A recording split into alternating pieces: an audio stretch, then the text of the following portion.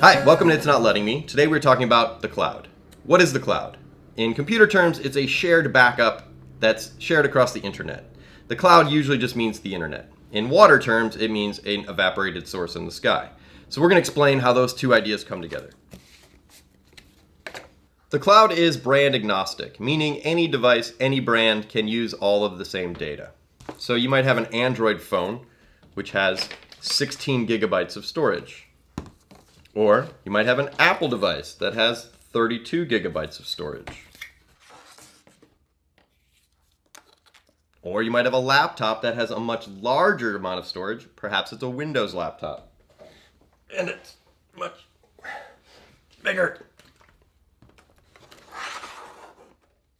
This device can store more than this device, and this device can store more than this device. When any of these things fill up, they're full. You can't get a bigger bottle in the device you already have. So the cloud is a way that you can alleviate some of this storage by removing it from your device and copying it to the cloud. Each one of these devices is a different brand. So you have a Windows device, which is a laptop. You have an Apple device, which is the iPad. And you have an Android device, which is this phone. So you have a phone and your photos and your videos are filling it up. And you're also trying to find a way to share it to your friends and also to your other devices. So the cloud is an excellent solution for this. You might have videos and photos and some contacts on your phone and maybe some music on your computer and some documents on your computer and some calendar information on your iPad, and they're not synchronized because there's not one common share point. In the cloud is all of your data: photos, videos, music, documents, contacts. It's all simply data. The cloud is an infinite source of storage. Your devices have a finite amount of storage. So what you do is you share all of this in the cloud, and then you don't have to store it on your devices, and it's always accessible by every device. So instead of having to have a copy of all of these things on each of your devices just point to the cloud and they share all that information. Simplicity is the goal of technology. And we want you to live a simple life with your tech instead of a complicated life when you're fighting against your tech. Please like and subscribe down below. Did that help at all for you guys? Yes. Okay. Before we move on, what is there anything confusing from that video that didn't make sense? Barbo, let me unmute you. Hold on, Barb, you have to unmute yourself. Lynn, I have one question. How secure is the cloud? So that goes into a more detailed thing, because as he was saying, it's across all companies, all computer companies. So depending on what company you use, it's going to be more secure. So we're going to start big picture and then go into companies and brand specific. Okay. So we'll get there. So depending on how you set it up. Yes, Barb. How does it get into the cloud? Okay, so each of your devices have information on it. So, and you want all of your devices to talk to each other so that your calendar is not just on your phone, it's also on your computer. And you don't want stuff just on one thing. If you lose, say all your photos are on your laptop and your laptop dies, then you no longer have all those photos. So depending on what company you use, you can synchronize them. So, well, I'm trying to see how to explain this. So you could, once you pick the company you want to use as your cloud source, you can sync it so that they all speak to each other, if that makes sense, hopefully. Okay. Phil. Is it easy to delete something from the cloud once you put it there? Again, it depends on how many places you store it. So if you're using 4 different companies to back up your devices like me, you've got your external hard drive that you're backing your computer up. You've got an online cloud base. You're using a photo storage for a photo, you're using another thing. So I have like 4 backups of all the photos I take for the church. They're located in like 4 different places, because if I lose something for the church, I would be very disappointed. And so with the archives, the So if Westminster you Archives. delete it from the external drive, is it deleted from the cloud too? So you'll have to delete it both places to delete it. Okay. So if you're only storing it to one location on the cloud, it's easy to delete. But if you're like me and store it 4 or 5 different places, it's going to take you a little more time. I see. Stephen. When you answered Barb's question, you used the word sync, but Barb, that basically means copy. Okay. It just can Thank you. happen. It can just happen automatically when you set things up. It'll Right. happen automatically, but it's a copy. Mhm. Okay. So if I take a photo on my phone, Right. I need to sync it or copy it to the cloud. So it's a way for it to go from the physical device up to the digital cloud that's located in data centers all across the world. So there are warehouses full of computer towers. You might see them in movies. They're just stacks of rows of computers. That keeps all our data safe. Well, not, in a physical location. Lynn, Yes, if I have a photo and I want to copy it to the cloud, yes. and I click on the right little on the mouse and I go copy, where do I find iCloud to send it to? Does it give me a choice to copy it to the iCloud? Yes. Oh, Well, it does. Oh, okay. depends on what computer you have. If you have Apple devices, No, I don't they're know. all synced with the Apple Photos thing. You can turn that on. You can Okay. all your photos, if you have an iPhone, Yes. are in your Photos app, and you can sync it so that they're on your computer Right. computer photos. Same with or Google. If you're using an Android device, you probably have the Google Photos as your device, your company of storage, and that can sync to the Google Photos, and then that you can get on your computer as well. Lynn, how do you get something, a photo or something from the cloud back into your computer? So you can download it from whatever storage device you're using. Okay, so- and some storage devices are what? What names? What are those? So let me pull up my PowerPoint. These are different companies that most people use. It's a lot of them. So OneDrive over on the top right-hand corner is the Microsoft brand. So if you're using Office 365, which is Word, PowerPoint, all of that, you might have Word on your computer, but OneDrive is a digital version of Windows, Word, PowerPoint, all of that. If you are an iPhone user, you're probably using iCloud, which is iTunes, Photos, what else? It's basically all of the Apple devices. So if you have an MacBook, or if you have an iPhone, that's what your phone automatically uses. Okay. If you're an Android user, or you're using a Chromebook, Google Suite is the one that they default on your computer. Dropbox is one that I absolutely love. It's across all platforms. It's additional. I back up both in the iCloud and Dropbox. So those are 2 locations I use. Box is probably one you don't know, but it's another third-party platform. So these are photo-based ones. Flickr is another one. SmugMug is one John Frost and I used for the church, which I forgot to throw on here.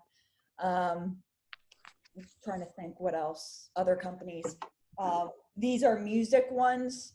You might have heard of Pandora, Spotify, iTunes, and Google. Again, Google and Apple are the two big players. And Amazon is getting up there as well. Lynn, Yes. is there one platform that will store anything?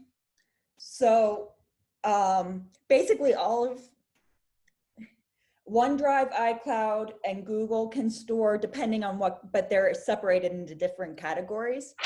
Dropbox is what I use that stores everything. I love Dropbox. That's the one at the bottom. Oh no, the one over there. Bottom right corner. Okay, It's kind of light blue, so it's hard to see. okay. And I can show you on my computer how that all works. Judy, There you is had a Dropbox. question. Yeah, I do, and I'm a little panicked here. I know that I have an iPhone, and I have pay extra for this iCloud. It will tell me it's updating.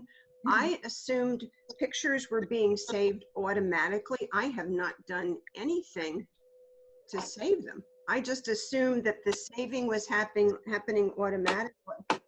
I think it automatically starts when you first set it up. Let me grab the cord to connect my phone real quick. So the big challenge when it comes to, the big issue when it comes to the cloud is the storage space, because a lot of these companies will give you maybe 2 gigabytes of storage. Or I think Google Drive defaults for, oh, this is the wrong cord. I think Google defaults for 15 gigs. Give me 1 second.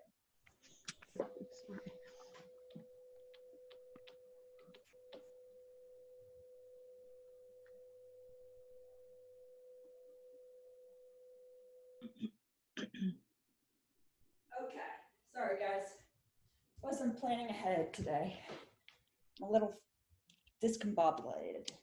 So storage is the big issue, because if you take a lot of photos like me, your storage space runs up. So you may have to upgrade your plan depending on what you have or what you're using. My guess is for you guys, you probably don't need a lot of storage for what you're doing. So let me stop this and I'll show you for those with iCloud on your phone. Maybe. Is it working?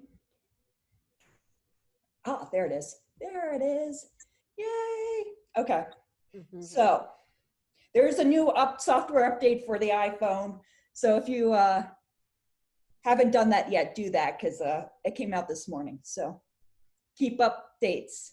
So you can go here to your account, and there's a thing here that says iCloud. And you can click on it, and it will tell you how much storage space you're using. You can see messages, which are my text messages, are using up the most of my iCloud storage. Photos is second. I have documents, and then there's other miscellaneous stuff. So I'm using 39.2 gigs of my 50 gigabyte storage. And you can see underneath here, these are the apps that are syncing to the iCloud. So my contacts are syncing, my reminders, my photos, messages, Safari, news, a wallet, all of that stuff. My backup, the iCloud backup is key if you're using photo storage, Keynote. So you can see most everything is backing up to the cloud, and you can manage your storage. So if I go, I want to change my storage plan, and we'll give you different options. Okay, well, theoretically you can change that there. Does that make sense at all? That's the iCloud version for your phone. So when you first set it up, it should have asked you which one, but you can go in there and check and see what your storage is. Maybe you're out of storage, maybe you are using none of your storage, and you can turn on what you want. Contacts, I think, is the biggest, and your calendar and your photos are the 3 big ones that you want to do for that. Okay. So if you click on the yellow on the photos Mhm. up top on the iCloud, then you can bring all photos up to your screen. So you could, this is just telling me how much storage. What I would do is I'd go to my Photos app. You see on the top corner here, there's Yeah. a photo. So this here will show me all of the ones that are in there. So I can go through and Right, see my but that photos. is All on of your them are synced. computer or on your device. Is Mhm. that showing, that is showing what is on the iCloud also? Yes. So all of Okay. those are in the iCloud. So I don't have my computer set up this way because I don't want to keep all of it on my, all of it on my computer. But, Bless you. Excuse me. bless you. But you can see, mine's not set up because I don't use the photos.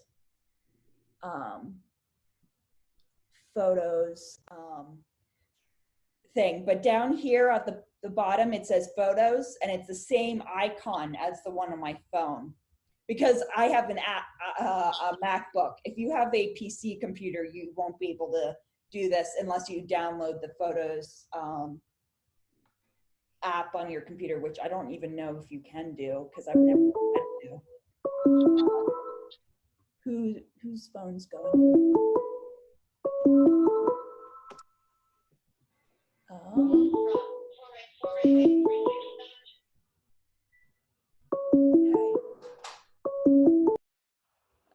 Okay, so you can go in here and you can see these are the same photos that I have on my phone from yesterday. So you can see there's the photos of the video of Terry Hawkins, if you saw that, with her making short. Yeah, that was great. That was so good. You can see that they're synced with the photos on my phone. Does that make sense? Help you guys? Yes. So they're both places, but you need the app on both locations. You can also use a browser and go to iCloud on your computer and see them that way and download them on your computer that way. Lynn, I have a question. This is Denise. Yes.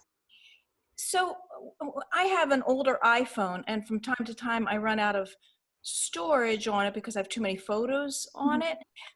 So, but then if I go to delete them, it says this will delete your photo across all devices, et cetera, et cetera.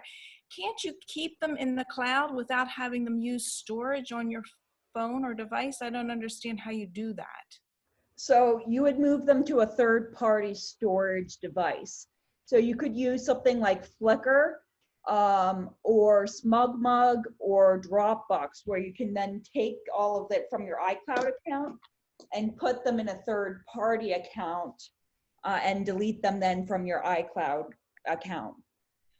So they're using storage on my phone if they're in iCloud? Like it shouldn't be. Usually what's using storage on your phone is the apps and things on your computer, because you can, let me pull up my phone again. So if you delete it on your phone, it deletes it out of the iCloud automatically? It shouldn't. Or the iCloud will delete it everywhere, but your phone storage is different than the iCloud storage.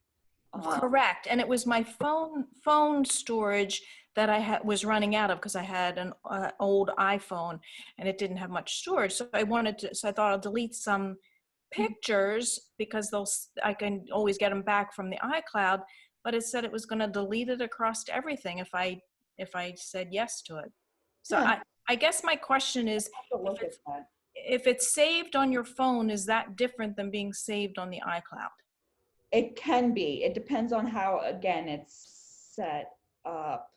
I'm trying to find where, sorry, I'm trying to figure out your question as you do it, because it's one of those, I know exactly what you mean, but do I remember how to do it at the exact moment? No, of course, because that would be too easy. So I'm sorry if I'm making you dizzy. But there is a way. Let me look into it and I'll get. Okay, that's okay. That's okay. Thank you. That's okay. I know exactly what you mean. Yeah, it was scary when it said it's going to delete it off of everything. I thought, oh, okay, I don't want to. So that didn't work. I'll look and find it so I don't take. Thank you. Yeah, but thank you. So yeah, iCloud. Then I have a question. Yes. Shelley, sorry, it's Shelley. How secure is Dropbox? So it's one of those iffy ones, because if you set up your password and encrypt it and stuff, it should be fine, but it's as safe as your password is. And there have been leaks for different, like Flickr was hacked and things were released. So, you know, nothing is 100% secure when it comes to online, but it's one of those, it's so easy to use that it's hard not to use it because of that as well. So secure, but not secure, like every other company. Yeah, and iCloud and the Google all one, of them are the same. I found a video, if you guys are interested, about the Washington Post did on cloud, when people got hacked into the cloud. If you guys are you guys interested in seeing that video? Yes. Yeah. Okay. Yes. Pull that video up for you. This is from 2017, so it's a little dated. So am I.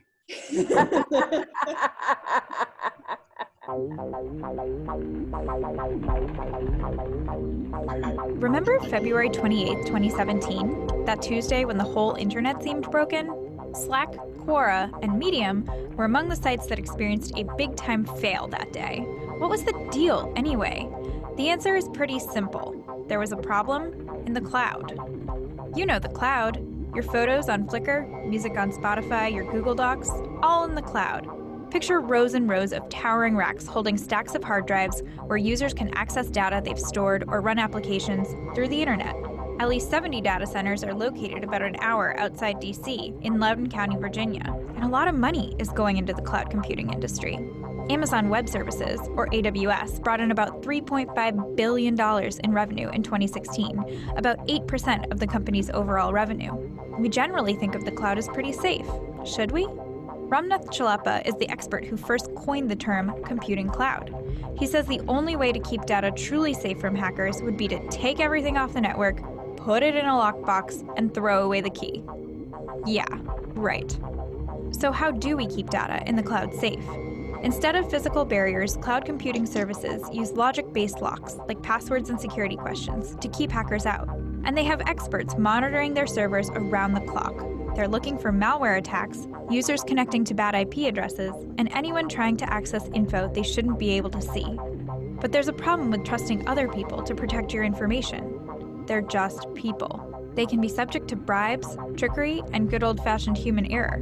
In June, data on nearly 200 million Americans was exposed when files from a Republican analytics firm were left on a public cloud server without a password or any other protection. And the reason users couldn't access some sites that day in February?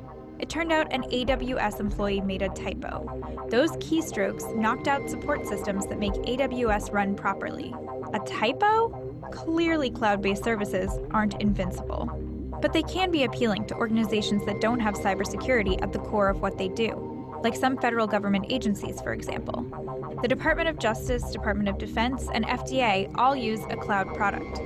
President Trump has ordered the government to look into wider cloud adoption across the federal government. That could make information sharing easier, as long as government workers properly label the information they want to store.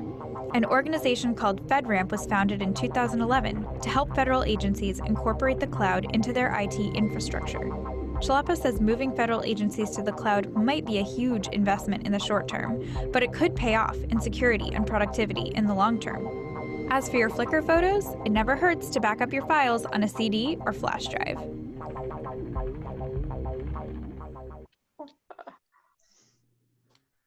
So did that help or make you Yes. more confused? No, that was good. Okay. Lynn, another question? Yes. Everybody's going out to buy a 256 gig memory stick and forget Yeah. this whole class. Maybe 20 terabytes. My guess is you have that external drive sitting in your office somewhere right now. The 20 terabyte. Here's a, oops, it's not big enough. I will break the cord, but it's a 5 terabyte hard drive. But yet you still cloud things. I do both because I'm paranoid. Yep. Yes. Because even those 5 terabyte things fail. What? Because even those 5 terabyte backups fail. Yes, yes. Yep. There is no one perfect answer. If there was, I'd be out of a job. Phil? What is the benefit, Lynn, that you see in adding Dropbox on top of the cloud? What's the additional reason? So what Dropbox is, I will show you my computer again. Share. So Dropbox is a way to easily share documents to other people around. So for example, I need to share documents and work on documents with all the pastors and staff at Westminster. So we have a shared document folder where Barb can work on the bulletins and I can see where she is in that and different things like that. So it's a very easy way to share files with other people. So if, you know, I need to share a video, so John can use it in a PowerPoint for the baccalaureate service he's doing. I can send it through Dropbox. I could also do this through iCloud or Google Drive, but because we all have a Dropbox, it's an easy way to do it together. Does that make sense? But you can see it. It's like a folder on my computer that I can just open up a document and it's there. But I could install Dropbox on my PC computer at the church and open the same file there, and I can work it on that computer without having to email it from my computer here to that computer. Mm-hmm. I see. And it same goes with the Google Drive account that I have here, which has the same thing. I can share documents, PowerPoints, things like that across those. Creative Cloud is another one that we didn't go into. That's for a more techie-based people like me who have to do a lot of designing stuff. So it's just an easy way to share documents with each other. I see. Yeah, so if you're working with big teams, or if you want to send photos to your kids and stuff, if you're sending photos to your kids, iCloud photos or Google Photos would be a great way to do that. But documents in particular, Dropbox or Box or OneDrive is a lot easier. Lynn, a question? Yes. Nancy. When this all started and there were photos, digital photos, and they were JPEGs, I understood it that every time you copy a JPEG, it loses some resolution or some quality. Is that no longer true, or Is that? It's no longer true. When you send files in an email to people, so if I open my phone right now and email you photos, it will ask me the size of the photo I want to send to you. I can send it at the high res, or I can send it at a smaller res. I can send you more photos in that email if I do a lower resolution thing. But sending via text messages or cloud-based software, it's a lot easier to do the high-res photos. And Google Photos, I love Google Photos. You can upload all your photos for free on Google Photos, but it's not going to do the high-res. It's just going to do a normal size. So it's still good quality, but it's not the highest possible thing. You have to pay extra storage space for that super high def. But for most of us, we don't need it all that great. So depending again on your platform, there's options. But if you send it to someone as a low res photo, then it's always a low res photo. They can't make it a high res from then on. So they really need to go back to the original high res photo to do anything with it. Right. Whenever people send me photos for me to use for church events, I always ask them to send high res, and sometimes they'll send me a little low res photos, and I'll email them back like, "Can you send a higher quality version of this?" So, but as long as you save the high res ones on all the different, like when it's in the cloud or wherever it is, it's always still a high res photo. Okay. Yes, and then you can downgrade it if you need to, but anymore people don't need to so much. Well, unless you want to print it out and have it look nice. Lynn, what is iCloud Drive? iCloud Drive is like the computer version of it. So I can send documents through iCloud Drive. So I can send people a Word doc or a PDF. Again, collaborating on documents. So for team-based stuff, if you're in the business world, it's more of a thing than, you know, if you're sending, you know, a vacation schedule or something to someone, you could do it through that. And if do people save their email to iCloud? Should you turn on email? Like if you have folders where you're saving emails and things, is that when you would want to save that to the iCloud? So depending on your email provider, if you're using Gmail or Yahoo or Comcast or any of that, it's all cloud-based already. Emails in general are cloud-based already. So you can log into any computer and access your email. So it's already saving it to the cloud. So you don't need to do a second. You can do a second one if you're paranoid. I don't. It's one of the things that I'm less paranoid about. So you should create folders within the Gmail platform then instead of on your computer. Yes. And then it will save you less storage space on your computer because it won't keep it on the hard drive. Like the guy used an example where he was drinking the water to alleviate storage.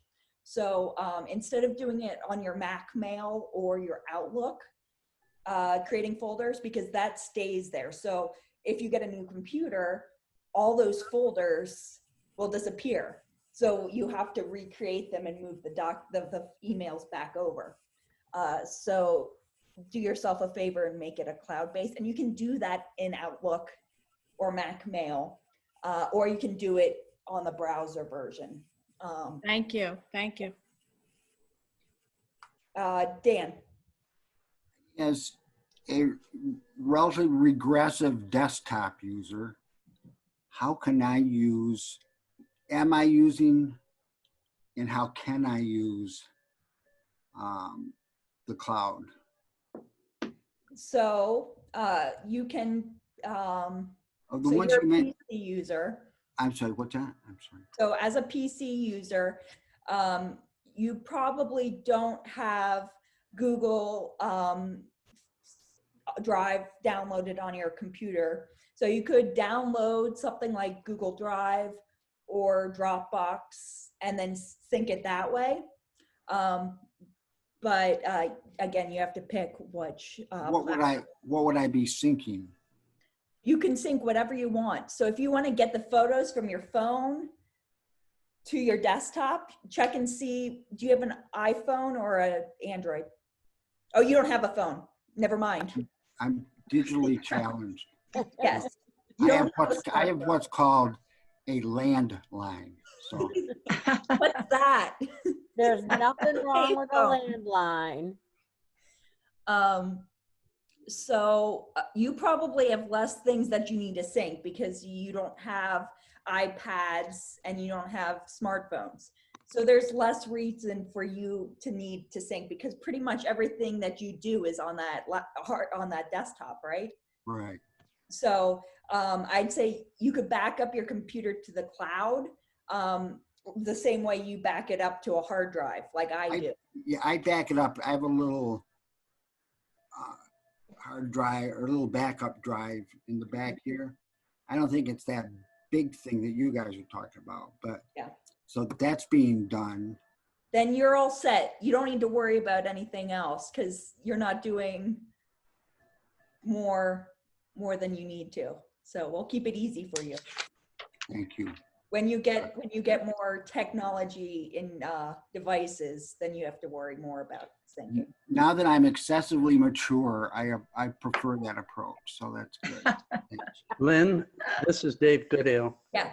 I just wanted to tell people about my Chromebook. And because this fits in very nicely. So I have a Chromebook and that costs like $200. There's nothing on it. It's all cloud-based. So all my email, all my pictures, all my PowerPoints, everything's on the cloud.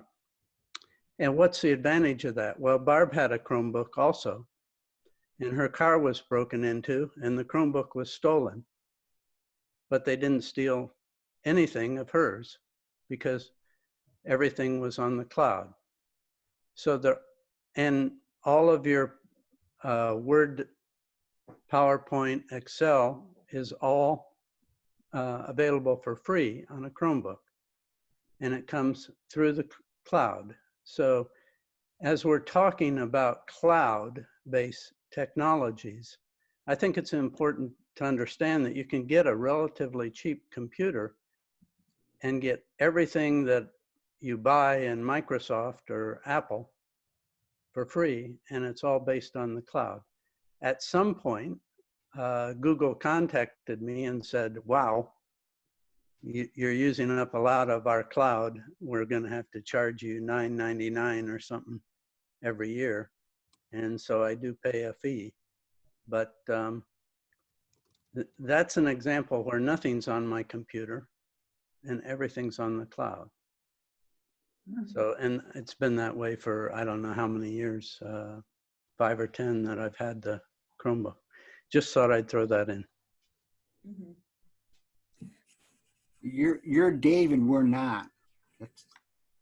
You do that very well. That's right. Lynn, this is Jeannie Claver. Do you put your wallet on the cloud? I have the stuff, but Apple's smart enough to know that you need to put all of your information in multiple places. They ask for security things and they ask for your bank's permission each time. So I have all of my credit. I've Apple Pay on every device, but it's smart enough to ask the bank and ask me, are you sure that this is your stuff? You know? Okay. Or thank you. I've installed it on every place. Right. Versus it just magically syncing. Thank you. Nancy. And I have an iPhone. Mm-hmm. And is it usual to have to pay for saving your photos to the cloud? Because I'm paying 99 cents a month for photo storage to the cloud. There's a free free account, I forget the size of it. It's not very big. So I pay the 99 cents as well because that gives you 50 gigs versus Yeah. 2 or 5 or whatever it was. Oh, okay. And I just checked and I'm up to like 13 gigs. So I better keep paying 99 cents a month. Yeah. So Thank you. there are plans like you can do, like Dropbox is 2 free gigs. And then you can upgrade to, I forget the different platforms. And then like Dave said, he pays Google for storage. So it's depends on what platform you're on. It's very hard to find unlimited storage. It used to be 5-10 years ago you could pay for unlimited storage on these different companies, but they're smart enough to know that is more to our benefit than theirs. So they're smart enough to go, oh, we can't do that anymore. So that's an unfortunate thing that it used to be. There's only so many places to put server farms. Yes. Yes. Dan. This doesn't directly relate to this, I guess, but I'm more in this, Patty, especially interested in security. Mm-hmm. And I have on, I keep track of investments. I have some things on Word where I just do it in Word format. My computer's got TurboTax on it. What I'm thinking about here is, when is that accessible to the bad people out there? If my computer's on, is that all accessible? So it's all installed on your computer, like QuickBooks, or not QuickBooks, is that what it's called? Or whatever investment stuff, it's all a physical program on your computer. It would be like, it'd be like almost, yeah, in Word You're format. not going to the internet to look at your investments and stuff, right? Well, but I would get to it. But what I'm doing is I'm almost copying it down as if I were sending you a message. I'm putting down dates and what numbers of it's in Word format, like a Word document. In other words, can they access a Word document? No. That goes back to our malware and ransomware conversation. If you download something from the internet that can then remote into your computer. This is just downloaded from my head. So. well, if you accidentally get malware or ransomware on your computer, they might be able to get into your computer. But if you're smart and you've been paying attention to what we've been talking about, then you should be fine. And if you have a strong password and you trust everybody who comes in your house that they won't go in your computer and hack your computer, you should be fine. Is it important to, one last thing, is it important to shut my computer off? Is it different when my computer's on or off? It's always good to restart your computer and shut it down so it can like have a good night's sleep from time to time. If you leave it on a day or two, it's fine. But in terms of accessibility by other people, does it matter? If you have ransomware or malware on your computer, shutting it off they wouldn't be able to do it so much. Like a Norton 360, would that stop it? It could. It depends on the hacker and if Norton doesn't know of whatever they're doing yet, because the hackers are always farther ahead than the antivirus because they're doing new things. The workaround. Lynn. Okay, Yes. Thank you. Lynn, I have an iMac Yeah. that I leave on all the time. Are you saying that's not a good idea? I leave mine on most of the time, but it's always good to restart it on occasion or shut Like it down. once a month or so. That Apple told me a while back, every 3-4 weeks to get everything back to normal on it. Mm-hmm. Is that the same on a PC machine? Yeah. PCs you should restart like 4 times a week. They're so unstable. It's terrible. And anytime you do a software update, it almost always restarts your computer. Right. Yeah. So there's new software updates every few weeks. So yeah. Other questions? Just be careful with those software updates, because sometimes if you're not paying attention to what they can and can't do, you're going to lose some of your other software because it's not compatible with the new upgrades. Mm-hmm. Yeah. That's always an issue.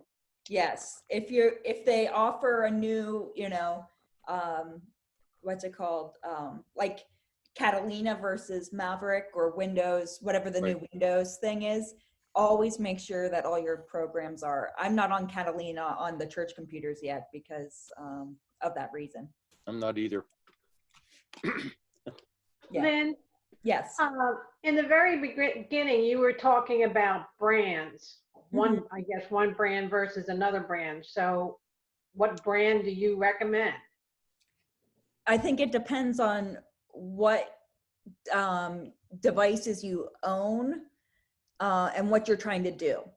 So if you have Apple stuff, it's a lot easier to do it through the iCloud stuff. If you have a Android phone, it's a lot easier to do Google. If you have a Chromebook, it's a lot easier to do Google. So if you're doing file-based stuff, I'd say Dropbox or Google. If you're doing a lot of collaborative group projects, so for example, the video the pastors wrote and Sue and Chris wrote for the 21-day equity thing, like doing that in a Google document where they can see each other editing at the exact same time and see the changes at the exact same time is a really nice benefit. So if I was in a Word document here and Barb was looking at it on her computer at the office and Stacy was also looking at it in the office, I could see Barb typing something as I'm sitting on my computer. It will say Barb Drain is adding this. It's really cool. Okay. So that's, again, so I think, yeah.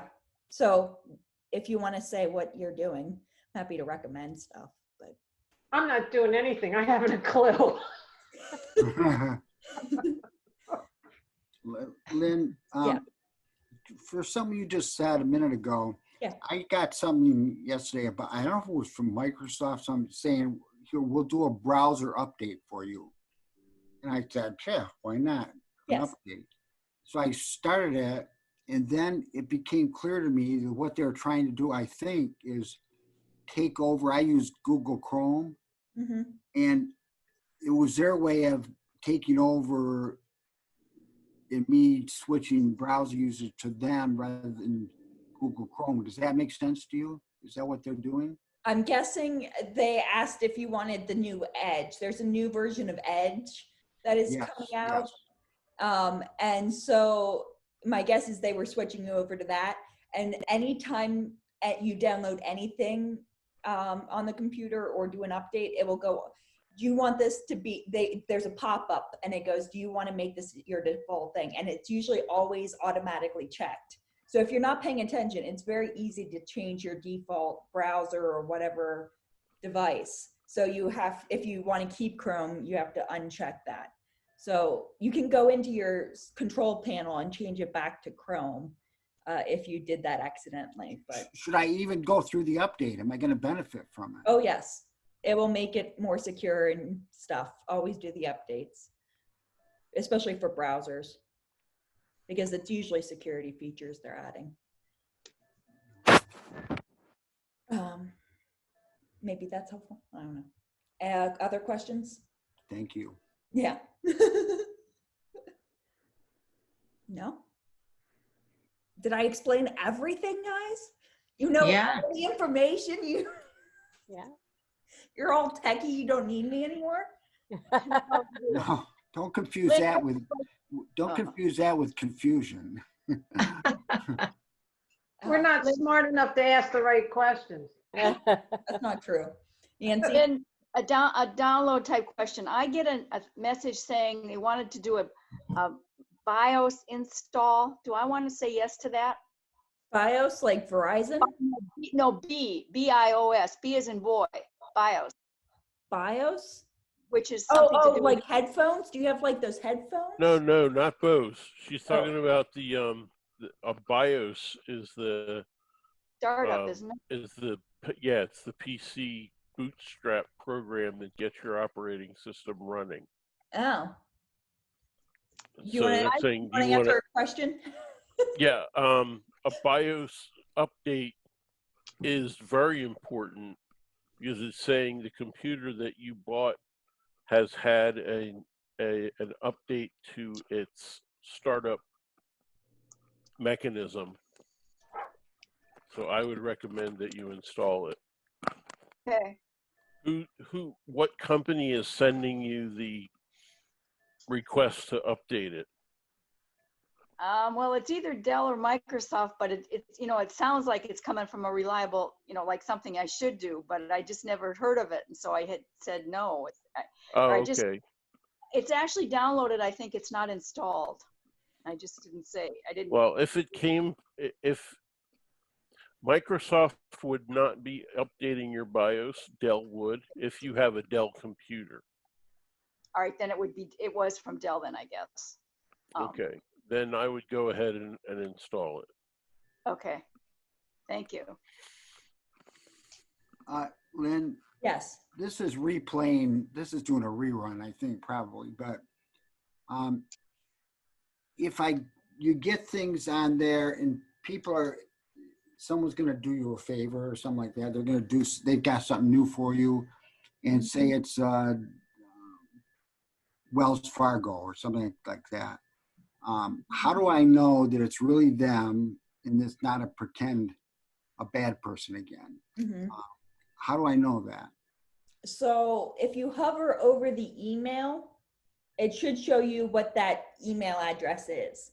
So it hopefully is at Wells Fargo, whatever their legitimate website is. If it's something funky, then it's not them. You can always, if the email body sounds fishy, you could always reach out to that company or person and go, did you just send me this email? Because it seems wrong to me. Or you can forward to me and I can look at it. I know some people have done that in the past. Good, thank you. Yes. Yeah, thank you. Yeah, of course. Other questions? I know we're creeping up on our 11 o'clock time, so. Any topics you want to discuss next week that I have forgotten about? Or do you want to just do an open forum where you can come in and I'll answer any questions you might have that day? How about VPN? Oh, VPN. Let's do VPN. VPN? You can sit that one out, Dan. What does that mean, Yeah. Virtual private network. Well, I'm a public kind of guy. Is that what you're saying? Virtual private network. Yeah, virtual. I don't want to step on Lynn's toes. I think Stephen knows more about VPNs than I do. I don't know much. I just know how, I've heard of it. Can you give me the dime store definition? It is a way to give the impression that you are on the internet from somewhere else so that someone trying to hack your computer can't find you. Oh, good definition. Yes. Then how about password managers? Okay, yeah, we can go back to those too. Okay. Yeah, I'm still interested in security issues, so that. Well, then VPN is something good for you to listen to. Yep, VPNs and password managers are excellent. Okay, good. Password managers, if you get something like 1Password or things like that, that's cloud-based as well. Oh, okay. One other thing. Yeah. You went over the password manager thing and so on. And one of the things Patty's comment was, but what if you lose the password? Your master You're in password? trouble. Okay, yeah. Yeah, you're in trouble. That's why you set up two-step authorization too, where it will ask you security questions like, who was your third grade, teacher or something, or it will text your phone and say, is this you? If you hit forgot password. But a lot of these companies are asking, do you want to set up two-step authorization? And it's really annoying, and you have to go through extra layers of security, but it will be more protective of your data in the long run. So always set it up as annoying as it is, because it gives you more protection. Okay, I've got a sheet with passwords printed on it, okay? It's a Word document. So am I vulnerable there? As long as somebody didn't come to your house and take that, you should be fine. Or if your house doesn't burn down with, that in it, or you lose it, or, your dog eats it or something, you should be fine. You're helpful. I feel a bit insecure, but you're very helpful. Okay, so I'm not concerned about them breaking into my house. They're not going to, from the outside, somebody in another country is not going to break into my computer. No. Like that. No. But if you accidentally throw it away, or, but if you're smart, you should be That's fine. where the shredder comes in, right? Stephen, you said that. Shredder, right? Yeah. Shred. Don't shred it. Yeah. Yeah. There's no perfect solution. Okay. Other questions, concerns? Very helpful. Thank you so much. Yeah, thank you so much. Stick on if you guys have more questions, but it's good to see you. Thank you. Thank you, Lynn.